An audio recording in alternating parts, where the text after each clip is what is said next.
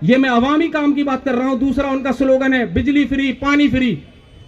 अगर मेरा वादा है, कोई भी शख्स ये कह दे कि ओखला में मीटर फ्री लग जाएगा बिना रिश्वत के, तो मैं उसका लोहा मान जाऊंगा। अरे जब मीटर ही नहीं लग रहा तो बिजली फ्री कहां से आएगी?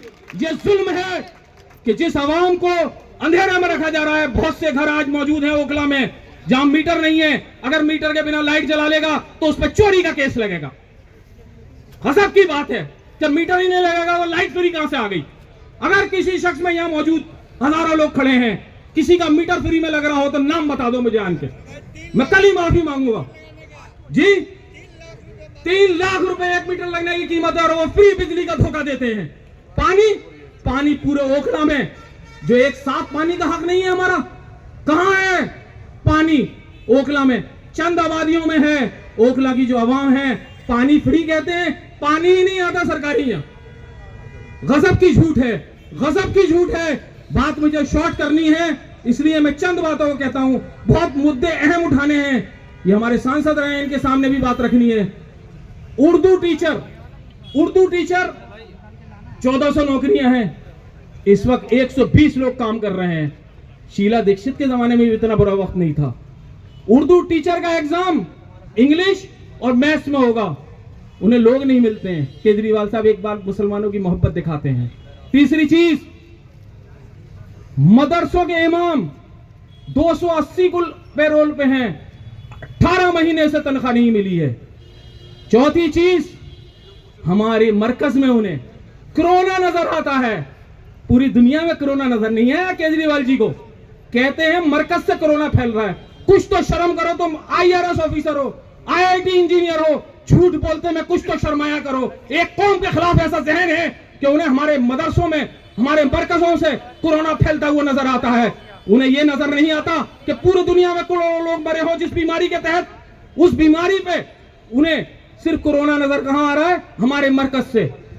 दिल्ली दंगे में अगर कोई मुझे बता दे कि 5 मिनट का एक बयान दिया हो या दोनों कौमों पर बैठकर अगर वो फैसला कराना चाहते तो दंगा भी ना होता।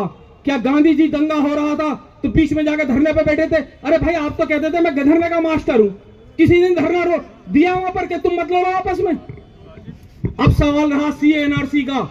ये सारे मुद्दे मुझे बहुत से उठाने थे, अगली किसी मीटिंग में उठाए जाएंगे। CA NRC का जो मुद्दा है उस पर शफाउर रहमान ने जो रोल अदा किया है, वो रोल इस कौम के ऊपर कर्ज है। अगर शफाउर रहमान को आज वोट नहीं दिया तो कोई मां, कोई बीवी, कोई बहन अपने हस्बैंड को, अपने बच्चे को बाहर जाके आपकी हिफाजत के लिए आवाज उठाने नहीं देगी। अगर आवाज उठानी है तो ये बदला लेना होगा हमें, ये हमें बदला देना होगा। जो शफाउर रहमान के 5 साल होने वाले हैं जेल में, क्या खून नहीं खोलता यहाँ की ओखला की आवाम का कि 5 साल से एक आदमी, वो कोई छोटे मोटे केस में अंदर नहीं गया है, उस पर दंगों के गलत इल्जाम लगाए हैं, वो पॉलिटिकल कैदी है। हमारे मौलाना मोहम्मद अली जौहर पॉलिटिकल कैदी रहे तो किस लिए थे? इस कौम के लिए थे। गांधी जी अगर पॉलिटिकल कैदी रहे तो वो किस लिए थे?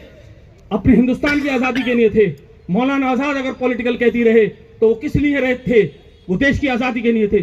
शफा भी जो अंदर गया है जेल, वो आपकी मोहब्बत में गया है, कौम की मोहब्बत में गया है।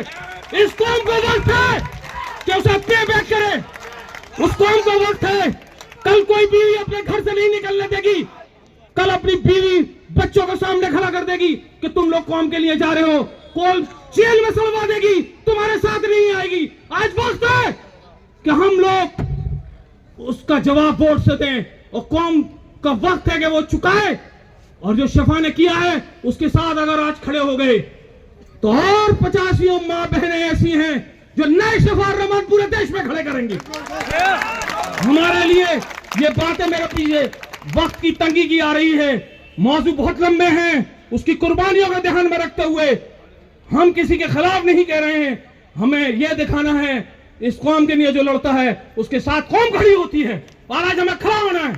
बहुत बहुत शुक्रिया।